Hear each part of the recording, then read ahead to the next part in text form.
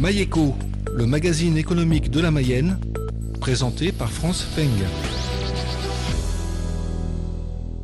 Nous allons découvrir aujourd'hui la société agrologique qui développe en Mayenne depuis 2016 un outil de triage, séchage et conditionnement dédié exclusivement aux graines bio, locales et sans gluten.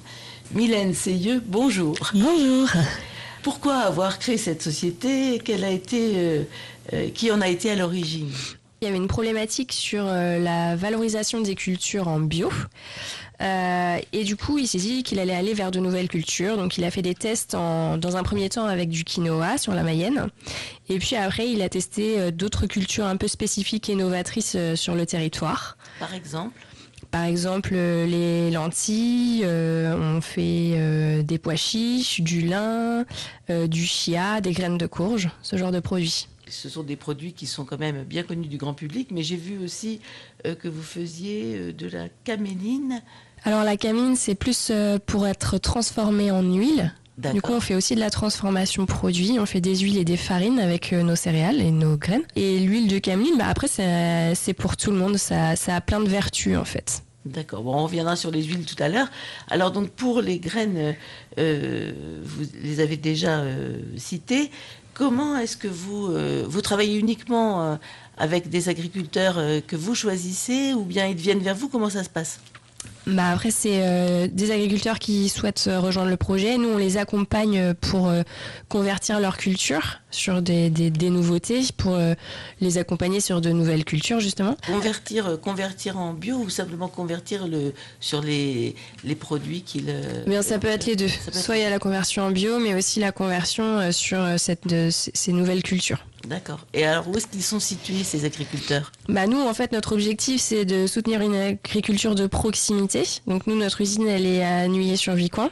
Donc, en Mayenne. En Mayenne. Et du coup, l'idée, c'est d'avoir des producteurs sur toute la région Grand Ouest et que les graines, en fait, on les trace. Donc, à chaque fois que l'agriculteur ramène les graines à l'usine, nous, on sait dans quel sachet ils vont être mis. Et sur chaque sachet, vous allez pouvoir retrouver le nom du champ d'où vient la graine. Et l'idée, c'est que les graines soient vendues au plus près du producteur. Donc, par exemple, sur un agriculteur qui travaille sur le 35, qui fait du sarrasin, par exemple, en Bretagne, ces graines sont vendues, par exemple, au Leclerc de Rennes. Vous garantissez une traçabilité très précise et vous vous attachez à ce que ça soit le plus local possible et le plus près de la production d'origine possible. C'est même ça. Si ça transite un petit peu par la Mayenne pour être traité. Voilà, c'est ça, pour la partie vraiment séchage et conditionnement. Donc là, vous avez parlé de Leclerc, mais quels sont vos réseaux de distribution ? Parce que vous vendez à travers votre site directement aux particuliers aussi ou Non, uniquement aux on ne fait pas de vente aux particuliers, on fait que de la vente à des professionnels. Donc après, il y a des graines, bien sûr, qui vont sur des centrales de distribution. Donc il y a des centrales qui distribuent, par exemple, les magasins bio comme la Biocoop. Mais nous, l'idée, c'est de développer la vente en direct pour que notre prix soit le plus juste pour la rémunération et de l'agriculteur et du consommateur. Donc vous pouvez retrouver pour l'instant nos produits, par exemple au Leclerc de Saint-Berthevin, dans le magasin Bon d'ici, Super U de l'Huisserie. Voilà, il y a quand même une vingtaine de magasins en Mayenne où vous pouvez retrouver nos produits en direct. D'accord, donc vos produits, on peut les trouver aussi bien dans des magasins spécifiquement bio que dans des grandes surfaces, dans les rayons bio. Exactement. Oui, ça c'est facile pour le consommateur final. Ensuite, vous proposez des farines. Qu'est-ce que vous proposez comme type de farine? Des farines spéciales également? Ouais, alors ça c'est un peu les nouveautés. Donc là on a une nouvelle usine qui va ouvrir au printemps prochain. On fait déjà un peu de transformation, mais là c'était vraiment pour développer la transformation. Donc on pourra retrouver des farines de lentilles, farine de pois chiches, farine de millet, de quinoa et de sarrasin, la plus connue. Et ensuite on fera aussi de la production d'huile. Donc vous avez par exemple de l'huile. Pour les farines, je reviens. Oui, pardon. Est-ce que vous avez votre propre moulin? Oui. D'accord, et c'est un moulin spécifique ou comment ça se passe? C'est une machine en fait qui est avec une meule de pierre et qui écrase la farine. Avec une meule de pierre. Ça fait assez traditionnel. Oui. Et pareil, pour la distribution de ces produits, vous passez par les mêmes canaux? Ouais, pour l'instant ce sera sur les mêmes canaux. Et vous parlez donc d'une nouvelle usine, elle sera également à Nuillé? Oui, tout sur le même site. Et donc on va proposer des huiles et aussi on va faire des produits transformés pour essayer de de faire découvrir nos produits à des gens qui n'ont pas l'habitude de les consommer. Et donc on va faire une gamme apéritive avec des chips à base des différentes farines que l'on produit. Vous recevez les graines, vous les transformez en farine et après vous les transformez en produits directement consommables. Pour développer ce genre de société, c'est que vous avez un souci de l'environnement et quelles sont les valeurs de votre société ? Nous, les valeurs principales, c'est toujours être respectueux de l'environnement. Ça, c'est le leitmotiv. Que les agriculteurs qui travaillent avec nous soient engagés de la même manière. Et ensuite, l'idée aussi, c'est de créer différentes cultures.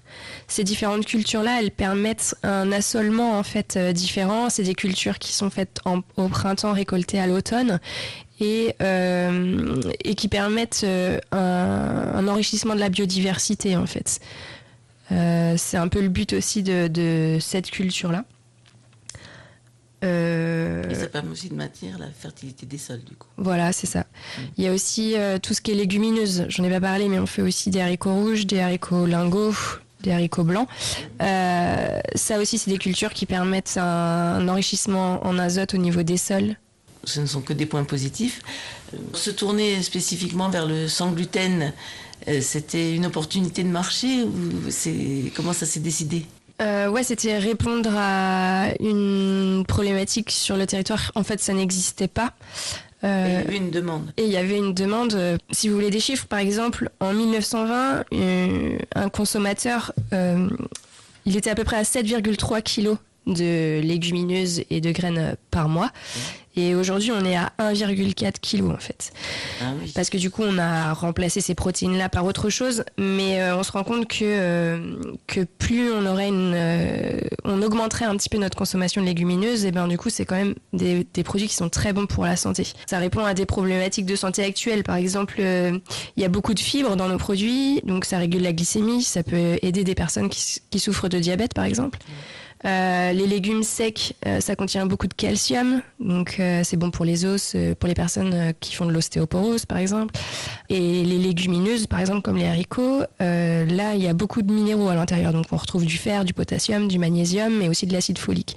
Et donc voilà, c'est aussi important que les produits, on répondait à une problématique, mais aussi à une problématique de santé, quoi. Voilà, c'est important pour la diététique, comme ça peut l'être pour la santé de gens qui sont atteints de certaines pathologies. Ouais, voilà, c'est ça. Tout à l'heure, vous avez évoqué vos canaux de distribution en parlant des grandes surfaces. Les consommateurs peuvent vous retrouver sous quelle marque ? Alors pour l'instant, on est présent sur plusieurs marques. On a une marque qui est plus à destination des magasins bio, donc qui s'appelle Fiers de nous Bio Français. On a une autre marque qui s'appelle Agriculteur Bio d'ici, et ensuite on a une nouvelle marque qui s'appelle On vous dit tout. Et là, l'idée de cette marque, c'est vraiment de mettre en avant justement ce côté de traçabilité et de transparence envers nos consommateurs. Donc c'est pour montrer que nos produits, il y a un réel engagement derrière, un engagement local. On ne fait pas venir nos produits de Chine, comme beaucoup de graines de courge qu'on peut trouver sur le marché. Et du coup, c'est vraiment pour avoir une transparence avec eux d'où vient le produit. Pourquoi 3 marques ? Pour l'instant, c'est plus une problématique de distribution. D'accord. Voilà. Certaines marques pour certains canaux. Ouais.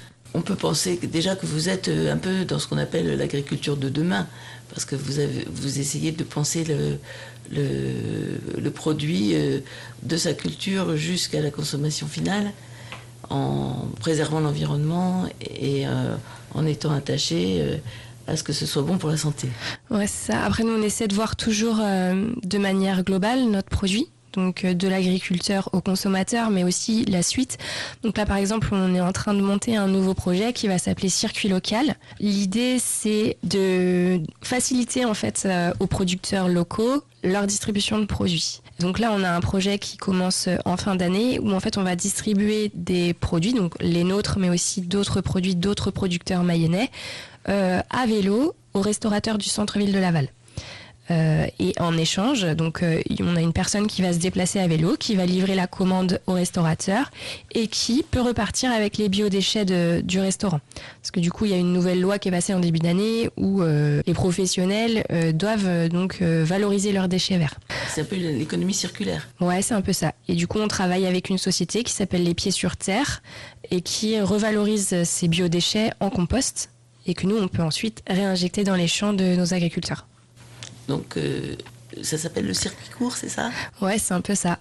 La boucle est bouclée, quoi, comme on dirait. Donc, vous êtes associé à 4 ou 5 sociétés pour faire ce...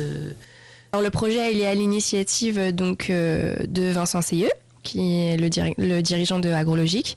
Du coup, il y a aussi l'application qui va permettre tout ce projet qui s'appelle Lizy.co. C'est une application qui a été développée par 2 personnes sur Nantes qui avaient vraiment pour but de promouvoir les produits locaux. Voilà. Permettre en tout cas à des producteurs locaux de développer de la vente directe.